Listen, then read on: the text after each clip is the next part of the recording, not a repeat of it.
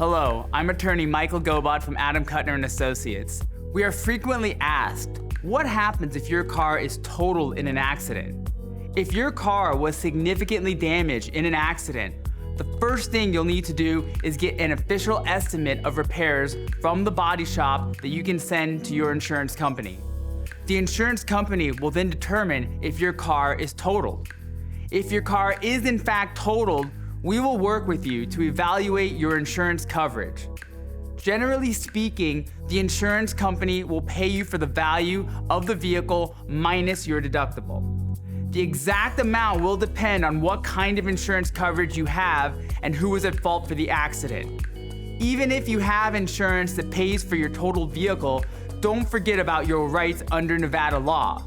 Because Nevada is an at-fault state, the driver who is responsible for the accident must pay the victim for their losses, either directly or through their insurance policy. Our team of experienced car accident attorneys can help guide you through this process step by step.